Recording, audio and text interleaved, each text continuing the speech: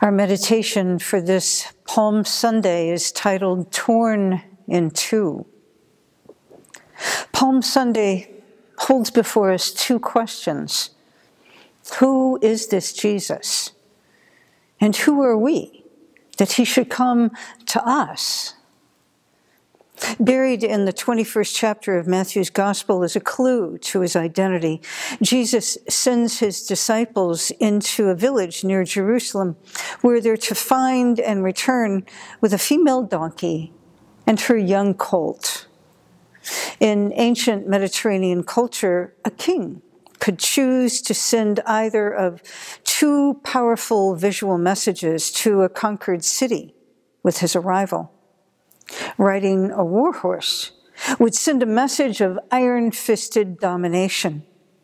Riding a donkey would indicate a ruler's intention to bring peace.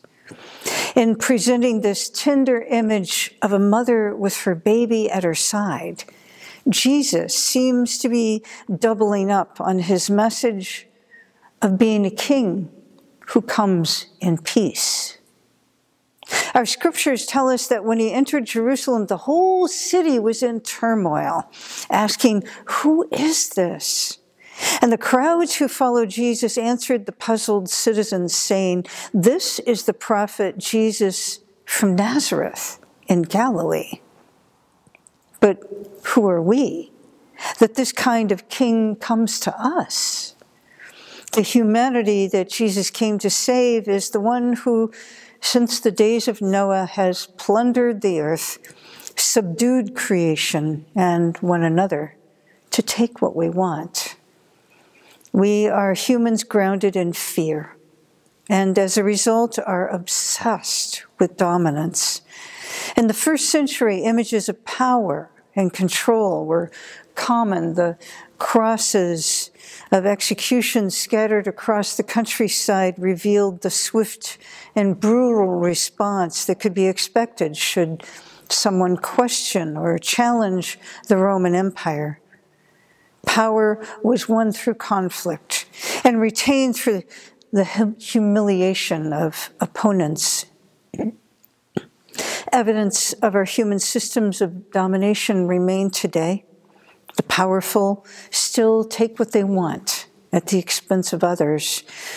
We see this played out in international politics, conflict in Afghanistan and the Middle East, the ongoing slaughter of innocents in Syria, rumblings from North Korea, the tactics of terror plaguing countries throughout the world.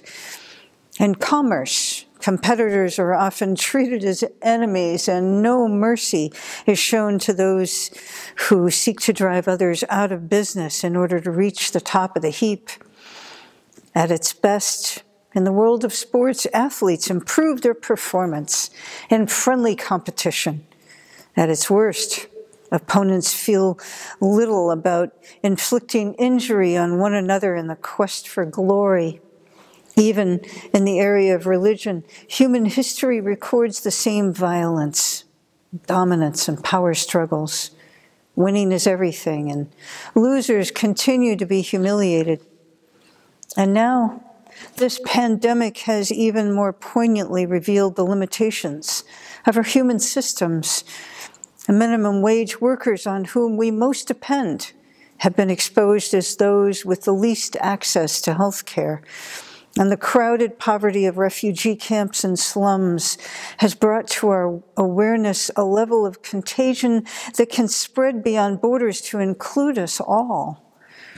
We are wise to ask, what does this epidemic mean for all of us? What are we learning about how connected we are as the whole human family? About how precious is this gift of life?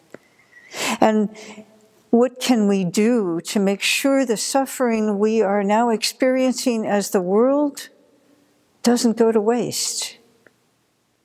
Into this scene, this chapter of humanity's story rides a strange figure. Who is this? an itinerant preacher who had already gained enough influence to disturb the authorities of his day, a teacher who'd been identified as a prophet by many of the poor who followed him, a man who his disciples had begun to realize was more than just a man. Into this world of power struggles and violence and disease and dominance rides King Jesus. In Matthew's Gospel, Jesus began his mission preaching the famous Sermon on the Mount. And in it, he described the kingdom of heaven, a strikingly peaceful alternative system to the human one of domination. The God who invites all people into God's reign welcomes not the powerful, the victorious, or the dominant, but opens its gates to the grieving, the poor in spirit, the humble, the peacemakers, and the persecuted, those that the worldly human system would shun as losers. God celebrates and blesses. The heart of Jesus' message was that the human system of dominance isn't working. He offers an alternative, a kingdom based on the values of grace and equality and compassion and sacrifice and service to one another. He describes a realm in which power isn't seized and asserted over others, but instead is shared. Who is this king who rides on in peace? On Palm Sunday, Jesus takes his Sermon on the Mount and enacts it. He knows if that we are truly to hear what he is teaching us, he must show us. He rides into Jerusalem not to overthrow the powers that be, but to reveal them. He will expose their destructive horror by submitting himself to their evil manipulation as God's Son hangs on the cross. He rides, not creating a new dictatorship, but to show the emptiness and the poverty of all dictators by choosing a different way, a way of love, of gracious forgiveness, and peace that those who cling to power can never understand nor stamp out. He rides not to humiliate his opponents, but to forgive them, to invite them into a different way of being. He rides knowing that those who are addicted to power will see his mission as a failure. He rides giving up everything, so that for those who have ears, they will hear a verse of hope, a refrain of peace sung amidst the noise of violence. Who are we? Broken beings caught in this broken system of fear, helpless to save ourselves. And who are we as we walk with him towards the cross on this first day of Holy Week? We are the ones who will sit with him on Thursday to celebrate the Passover meal, who will wait with him in the garden, who will scatter and betray and deny and desert him. On Friday, we'll stumble along with the crowds on the way to the cross, our hearts breaking as we watch him being nailed. We'll watch, wondering if this will be the moment Jesus will unleash his power, the same power that healed so many, that allowed him to walk on water, to still the wind and the flame and the waves, to feed 5,000 with a few loaves and fish. Who are we? We are the ones who will ache as he cries out, as he takes his last breath and casts his spirit into God's hands.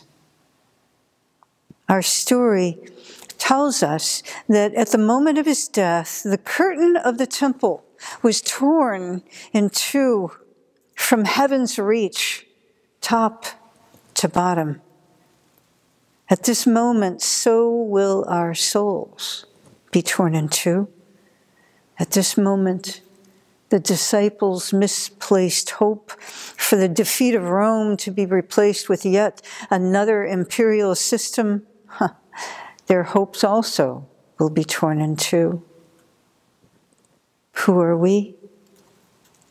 We are those who can choose to be present with Jesus as his disciples this week, confronting the ways we betray ourselves and one another. We can stay near his side, loving him while he enters fully into the sufferings of our humanity. Who is this Jesus? This is the one whose death tears the barrier between God and humanity in two. The one whose forgiveness tears the record of our sin in two. The one whose victory tears the reign of death in two. And as we watch and wait this Holy Week, this is the one to whom we bring our prayers. Amen.